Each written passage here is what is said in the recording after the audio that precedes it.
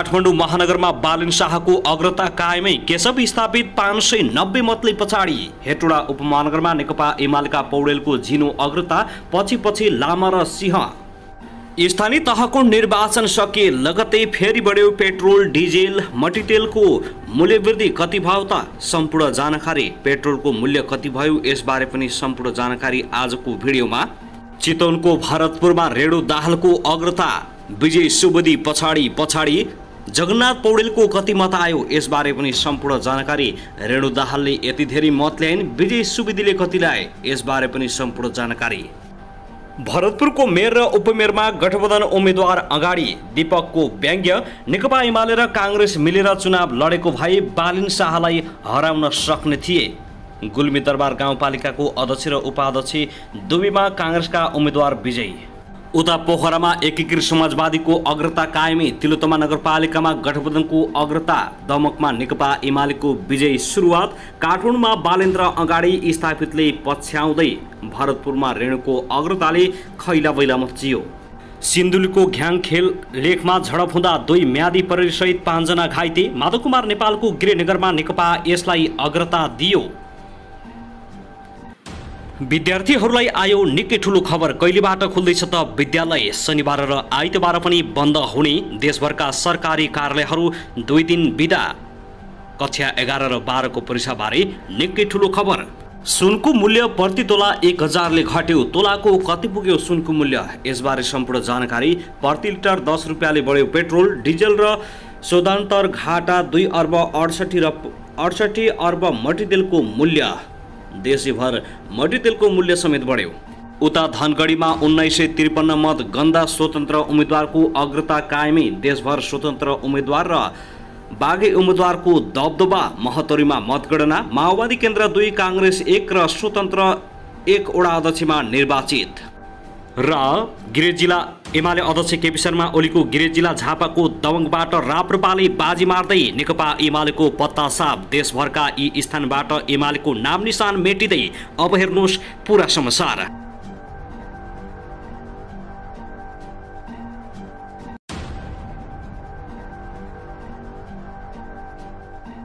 दर्शक नमस्कार, YouTube channel Nepali खबर मिडियामा तपाईहरूलाई हार्दिक स्वागत छ। यदि हाम्रो च्यानललाई अहिलेसम्म सब्स्क्राइब गर्नुभएको छैन भने सब्स्क्राइब गरी नजिक रहेको बेल आइकन दबाई हामीसँग जोडिनुहोला।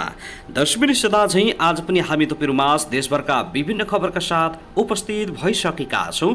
यो भिडियोलाई अन्तिमसम्म हेरी हामीले साथ दिनुहोला। दर्शकबिन हाम्रो मेहनतको लागि एउटा सानो लाइक गर्न भने नभुल्नुहोला। कहाँदेखि हेर्दै हुनुहुन्छ के भन्न चाहनुहुन्छ तपाईको मनमा लागेको प्रतिक्रिया अवश्य पनि कमेन्ट गर्न नभुल्नुहोला। दर्शकबिन के तपाईँ हाम्रो च्यानलमा नियमित श्रोता हुनुहुन्छ? यदि नियमित हुनुहुन्छ भने तल कमेन्ट बक्समा नियमित अथवा रेगुलर लेख्नुहोस्। यदि तपाईँ नयाँ हुनुहुन्छ भने सब्स्क्राइब गरी जोडिनुहोस्। हरपलका अपडेटहरू तपाईहरुमाझ हामी दैनिक रूपमा उपस्थित हुने गर्दछौँ। स्थानीय तहको निर्वाचनको मतगणना जारी रहेको छ। चितवनमा नेकपा एमाले माओवादी नेकपा एमाले 3, माओवादी 2 र काङ्ग्रेस एउटा वडामा विजय भएको छ। यसबारे पनि सम्पूर्ण जानकारी दिनेछौँ। कसले के कति मत ल्याए यो पनि सम्पूर्ण जानकारी दिनेछौँ। भरतपुर महानगरमा रेणु दाहालले अग्रता बढाइन् भने यस्तो छ पछिल्लो मतगणना अपडेट। विजय सुवेदीले कति मत प्राप्त गरे त यसबारे पनि सम्पूर्ण जानकारी। जगन्नाथ पौडेलको कति मत आयो? महतौरीमा मतगणना हुँदै माओवादीका 2, काङ्ग्रेस 1 र स्वतन्त्र 1 वडा अध्यक्ष निर्वाचित भएका छन्। त्यस्तै काठमाडौँ महानगरको मेयरमा भने बालन शाहको अग्रता कायमी रहेको छ। बालन शाहलाई भेट्टाउन केशव स्थापितलाई करिब 500 को हाराहारी मत चाहिने भएको छ। केशव स्थापितले कति मत ल्याए र बालन शाहले कति मत ल्याए, साथै सिर्जनाले कति मत ल्याइन् यसबारे पनि सम्पूर्ण जानकारी दिनेछौँ। उता दीपकको व्यङ्ग्य रहेको छ। एमाले र काङ्ग्रेस मिलेर चुनाव लडेको भए बालन शाहलाई हराउन सक्थे होला, तर बालन शाहको अग्रताले काठमाडौँवासी खुसी भएका छन्। यसबारे पनि सम्पूर्ण जानकारी दिनेछौँ र देशका विभिन्न अपडेटहरूका साथ हामी उपस्थित भएका छौँ। यो भिडियोलाई अन्तिमसम्म हेर्नुहोला। दर्शकबिन आउनुहोस् आजको पहिलो खबरतर्फ लागौं। सिङ्गो देश मत परिणाम सुन्ने आकांक्षामा व्यस्त प्रतीक्षा गरिरहेको छ। सोशल मिडियामा जथाभावी मत परिणाम दिनेहरू उत्तिकै छन्। मत परिणाम झैं झुक्क्याउने ट्रोल बनाएर रमाइलो गर्नेहरू पनि कम देखिएका छैनन्। बिहान मत गर्न के सुरु भएको थियो? केशव स्थापितको 61, बालनको 32, सिर्जनाको 50 भन्दै अन्तिममा उमेर भन्नेहरू थिए। हिजो अर्थात् मे 14 अप्रिल फुल मनाउन चाहनेहरू सक्रिय भएका थिए। काठमाडौँ महानगरपालिकाको मतपरिणामको प्रतीक्षाको बीच तयार भएका यस्ता ट्रोलकै बीच फेरि अङ्ककै खुलामा रमाइलो गर्नेहरू जुटिरहेका छन्। पेट्रोलियम पदार्थको मूल्य 160, डिजेलको 147 र खानेतेल 400, खानेतेलको अग्रता जारी। त्यस्तै रमाइला सन्दर्भमा उठिरहेका थिए। तर जिस्किँदै साँझ नेपाल आयल निगमको सूचना सार्वजनिक भएको छ, जसमा पेट्रोलियम पदार्थको मूल्य साँच्चै बढेको उल्लेख भएको छ। मूल्य वृद्धि पनि थोरै होइन, एकैपटक लिटरमा 10 रुपियाँ बढेर आएको छ। युक्रेनमाथि रसियाको आक्रमण सुरु हुनु अघिदेखि नै उकालोतिर लाग्न थालेको पेट्रोलियम पदार्थको मूल्य पहिलेकै अवस्थातिर फर्किने सङ्केत समेत छैन। निगमका अनुसार पेट्रोल अब प्रति लिटर 170 पुगेको छ। त्यस्तै डिजेल र मोटरतेलको भाउ प्रति लिटर 153 रुपियाँ कायम भएको छ। हिजो मतगणनाकै मात्र अङ्क याद गरिरहनु भएको थियो भने तपाईँले इन्धन मूल्य बढेको पनि चाल नपाएको हुन सक्छ। यो पनि ख्याल राख्नुहोस्। त्यो स्वाभाविक पनि किन हो भने आफूले हालेको मत के भयो। त्यसबाहेक चर्को भिडन्त भइरहेका काठमाडौँ, भरतपुर, पोखरामा कसले जित्ला भन्ने लाग्न स्वाभाविक देखिन्छ। तर सबैको ध्यान मतगणनातिर अड्किँदा सरकारले फ्याट्ट मूल्य वृद्धि बढाएको छ। त्यसो त मूल्य एकैपटक 10 रुपियाँ बढ्नुमा चुनावकै कारण बन्यो। चुनाव नभएको भए 2-4 गर्दै सरकारले मूल्य वृद्धि गरिरहेकै हुन्थ्यो। चुनावमा पेट्रोलको भाउले भोट कट्ने डर भएकाले सरकारले महँगीलाई थिचेरै राख्यो। जब भोट खस्यो सरकार किन चुप बस्थ्यो? बढाइदियो मूल्य, झटारो पनि खेर गएन, आँप पनि झर्यो भने जस्तै गरिदियो सरकारले मूल्य वृद्धि। दर्शक महानुभाव, त्यसगरी आउनुहोस् अब अर्को खबरतर्फ लागौँ। काठमाडौँ महानगरपालिकामा बालन शाहको अग्रता अझै पनि कायम रहेको छ। पछिल्लो परिणाम अनुसार स्वतन्त्र उम्मेद्वार बालन शाहले 1575 मतसहित अग्रता कायम गरेका छन्। त्यस्तै नेकपा एमालेका केशव स्थापितले 985 र नेपाली काङ्ग्रेसकी सिर्जना सिंहले 825 मत प्राप्त गरेकी छिन्। त्यस्तै उपमेयरमा नेकपा एमालेकी सुनिता डङ्गोलले 1743 र एकीकृत समाजवादीका रामेश्वर श्रेष्ठले 516 मत मात्र प्राप्त गरेका छन्।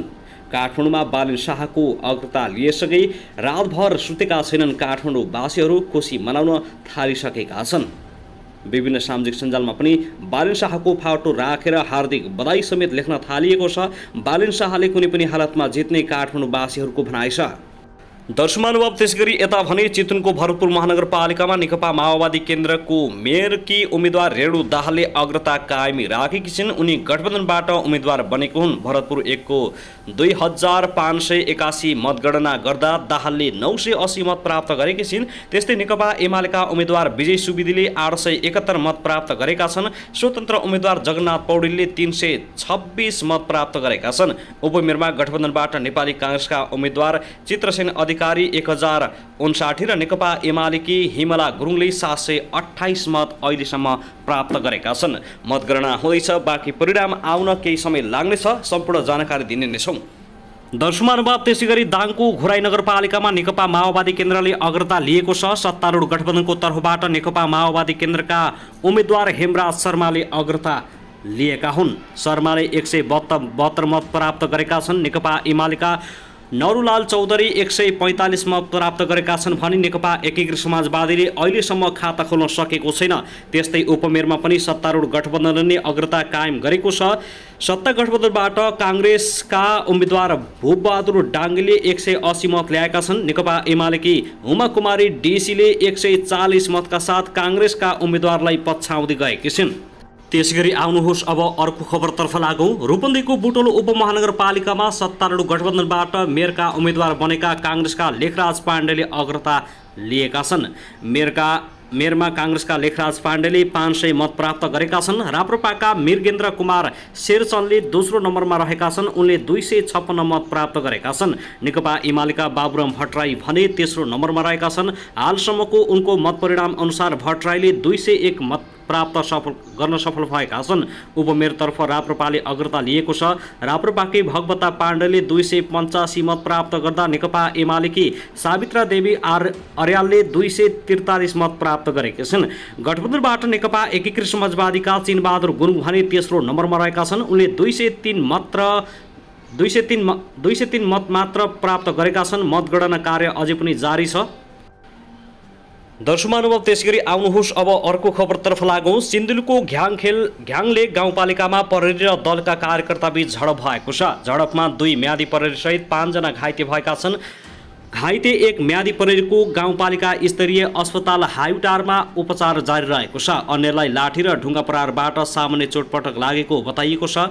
मतपेटिका मतगणना स्थल ल्याउँदा दलीय प्रतिनिधि उपस्थिति नगराएको भन्दै भनाभन सुरु भएपछि झडपको रूप लिएको निर्वाचन अधिकृत विमल थापाले जानकारी दिएका छन्। उनका अनुसार गाउँपालिकाको वडा नम्बर 2 मा रहेको निर्वाचन कार्यालयमा शुक्रबार राति करिब 9 बजे झडप भएको हो। दलीय प्रतिनिधिहरूले चित्त नबुझेको विषयमा जानकारी लिन खोज्दा मतदान अधिकृत सुदन थिङले अस्वीकार गरेको नेकपा माओवादी केन्द्रका नेता डिबी तामाङले जानकारी दिएका छन्। उनका अनुसार मतदान अधिकृत थिङ अहिले सम्पर्कविहीन भएका छन्। माओवादी कार्यकर्ताहरूले नाराबाजी गर्दै दलीय प्रतिनिधिको रोहबर बिनै मतपेटिका ल्याइएको विषयमा शङ्कास्पद भएको भन्दै छानबिनका लागि माग गरेका थिए। त्यसपछि कांग्रेस माओवादी एमाले र जनता समाजवादी पार्टी साथै सुरक्षा निकायबीच छलफल भएको थियो। निर्वाचन अधिकृत सहितको छलफलमा शनिबार सम्बन्धित मतदान अधिकृतलाई कमजोरीको विषयमा सोधपुछ गर्ने समझदारी भएको नेता तामाङले बताएका छन्। निर्वाचन अधिकृत थापाले भने मतदान अधिकृत थिङले गल्ती गरिसके त्यस विषयमा भोलि कुराकानी गर्ने समझदारी बनेको उनले बताएका छन्। उनका अनुसार अहिले स्थिति सामान्य भएको छ। दर्शकबिन त्यसैगरी आउनुहोस् अब अर्को खबरतर्फ लागौँ। सर्लाहीको कौडेना गाउँपालिकामा पुनः विवाद भएको छ। 3 दलको नेताहरूले त्यहाँ पुनः मतदान गराउन माग गर्दै प्रदर्शन समेत गरिरहेका छन्। शुक्रबार झडप भएको सर्लाहीका प्रमुख जिल्ला अधिकारी थानेश्वर गौतमले जानकारी दिएका छन्। उनका अनुसार मतगणनाका लागि गाउँपालिका कार्यालयभित्र सर्वदलीय बैठक बसिरहेको बेला बाहिर जम्मा भएका कार्यकर्ताहरूबीच झडप भएको छ। कौडेना गाउँपालिका 4 स्थित मतिपुरमा पुनः मतदान गर्नुपर्ने जनता समाजवादी पार्टी जसपा, लोकतान्त्रिक समाजवादी पार्टी लोसपा र नेकपा माओवादी केन्द्रको माग रहेको छ। नेपाली कांग्रेसले मतगणना हुनुपर्ने बताउँदै आएका छन्।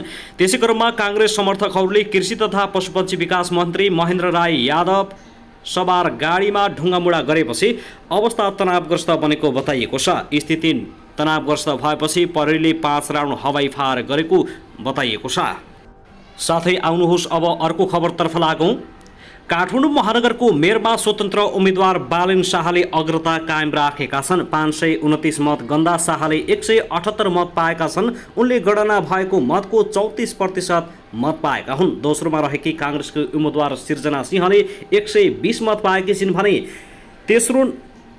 तेस्रोमा रहेका नेकपा एमालेका केशव स्थापितले 110 मत ल्याएका छन्। अहिलेसम्म सिंहले 23 र स्थापितले 21% मत मात्र पाएका छन्। अर्का स्वतन्त्र उम्मेद्वार सुमन साइमीले 30 मत पाएका छन् भने राप्रपाका उम्मेद्वार मदनदास श्रेष्ठले 23 मत ल्याएका छन्। मतगणना अहिले पनि जारी छ।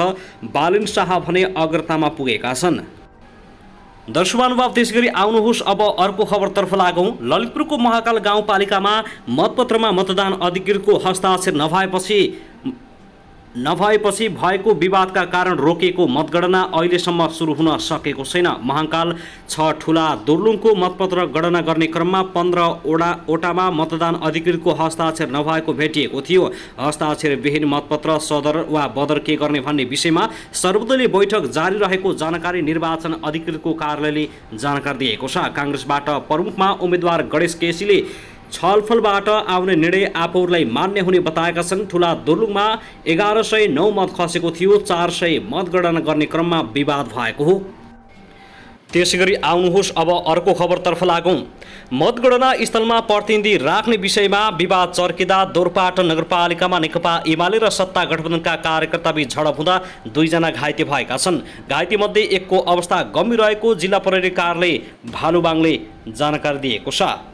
गम्भीर घाइते भएका दोरपाटन नगरपालिका 9 का भीमबहादुर विकलाई उपचारको लागि हेलिकप्टर मार्फत पोखराको मणिपाल अस्पताल लगिएको छ भने अर्का घाइते दोरपाटन 1 का 40 वर्षीय खिमबहादुर विकको बुर्तिबाङमा उपचार भइरहेको उनीहरू दुवै एमालेका कार्यकर्ता रहेका छन्। सर्वदलीय बैठकमा दलका प्रतिनिधि मात्र उपस्थित हुने सहमति भए पनि गठबन्धनबाट आवश्यकता भन्दा धेरै प्रतिनिधि आएपछि नेकपा एमाले विरोध जनाएको थियो। विवाद बढ्दै जाँदा सत्ता गठबन्धनका कार्यकर्ताले नेकपा एमालेका कार्यकर्तालाई कुटेका हुन्।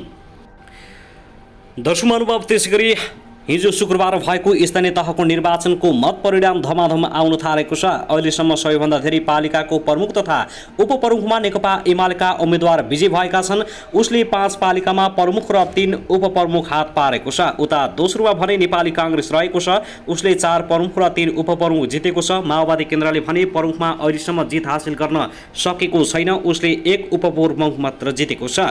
माधव कुमार नेतृत्वको नेकपा एकीकृत समाजवादीले भने 2 प्रमुख र 1 उपप्रमुख मा जित हासिल गरेको छ। जनता समाजवादी र लोकतान्त्रिक समाजवादीले पनि अहिलेसम्म खाता खोल्न सकेका छैनन्। अहिलेसम्मको अवस्था हेर्दा देशभरिमा सबैभन्दा धेरै पालिकामा नेपाली काङ्ग्रेसले अग्रता लिएको छ। उसले 101 स्थानमा प्रमुखमा अग्रता लिएको छ भने 82 स्थानमा उपप्रमुखमा हात पारेको छ। अग्रता कायम गर्ने दोस्रो दलमा भने नेकपा एमाले रहेको छ। उसले अहिलेसम्मको अवस्थामा 65 स्थानमा प्रमुख पदमा लिड गरेको छ भने 66 उपप्रमुख पदमा अग्रता कायम गरेको छ। तेस्रो स्थानमा रहेको माओवादी केन्द्रले भने प्रमुखमा 50 भन्दा बढी स्थानमा अग्रता कायम गरेको छ भने 40 उपप्रमुखमा अग्रता कायम गरेको छ। नेकपा एकीकृत समाजवादीले 6 प्रमुख र 4 उपप्रमुखमा अग्रता बनाएको छ। जनता समाजवादीले 4 प्रमुख र 5 उपप्रमुखमा अग्रता बनाएको छ।